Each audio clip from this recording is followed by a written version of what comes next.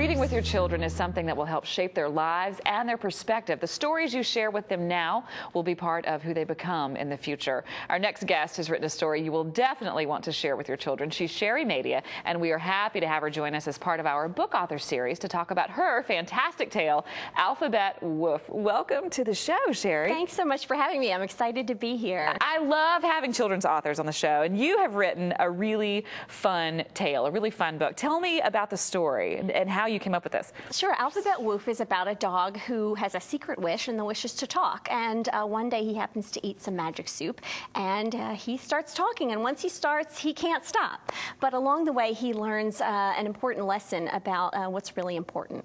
Your message is that we should really value the things that are most important. Why was that an important message for you to share, and how do you get it across in your book? Yeah, it is important, and as a communications professor, it's particularly important because what I see are adults sort of trying to correct all of their communication behaviors up front, and part of it is because it's what they've learned at home. So this book really, while it's fun and whimsical, and you know, the goal is to make kids laugh with their families, it's really about talking with your families, and it's about what's important, which is about talking with the people who love you and who you love. That's one of the things that I loved about this. And when you and I first spoke to each other, we were talking about the importance of communicating with your family. Now, because of technology, we have a tendency to instant message and to text and to email and to maybe have a quick cell phone call. Why is it so important to actually engage in conversation? Yeah, well, the texting and you know, all the additional technology is actually, in some ways, made us less communicative than ever, particularly with those closest to us. And so, you know, one of the reasons behind the book was that my girls, who are 12 and 14, are starting to do an awful lot of that, and I didn't really like it. So I wanted to not go down without a fight. So the goal was, you know, I remembered the scrap of paper that we had from about 10 years ago, just when I never threw anything out, and it was the start of a story. And so I said, girls, we're not going to take a vacation this year. We're going to write this book. And it was fun and really a family project in that way, because they all had an opportunity to help put the book together. Well, that leads me to my next question.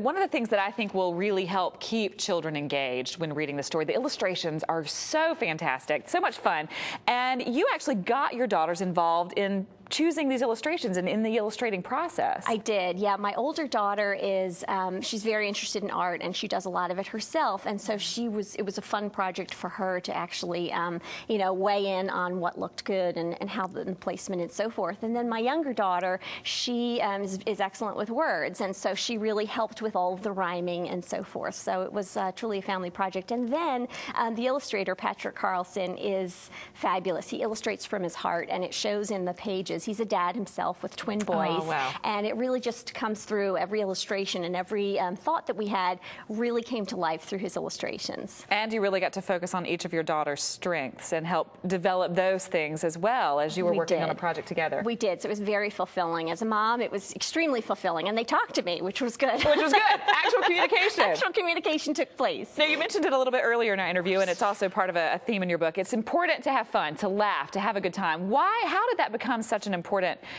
part of your life and an important thing to put into this book and to get this message across? Right. Well, you know, we're all busy today, and we're overstressed and overscheduled, and we forget oftentimes to just take a moment and have a good laugh and enjoy things. That's, you know, I think none of us had kids so we could feel stress all the time. We had kids so that we could really enjoy it. And so, you know, I think back to when my girls were little, and we talk about it in the book, where, you know, they'd be tucked away in bed, and I'd hear talking and I'd hear giggling, and I'd start to giggle and too, because you know, I was enjoying them just really feeling joy. And I think that's missing in a lot of people's lives today, and hopefully this book can help to bring it back a little bit. And help create a little family time as well. For sure.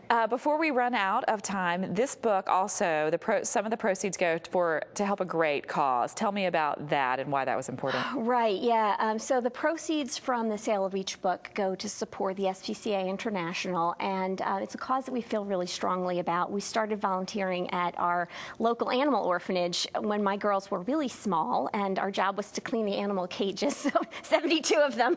So we started early, and it just became a cause that we felt really strongly about. So while we want the book to do well, we also want the book to do some good. And unlike Moxie, the dog, who talks in the book, most of the animals in need, and there are an awful lot of them out there, don't have a voice. And so, you know, we wanted to try to do something that had a good cause behind it as well. Well, it is a great thing you're doing, and thank you for joining us to share the story and how it came to be. We appreciate you being here. Thank you so much. Now, if you would like more information about Sherrie, or if you would like a copy of Alphabet Woof, and remember, you'll also be helping support the International SPCA, just check out the website, alphabetwoof.com.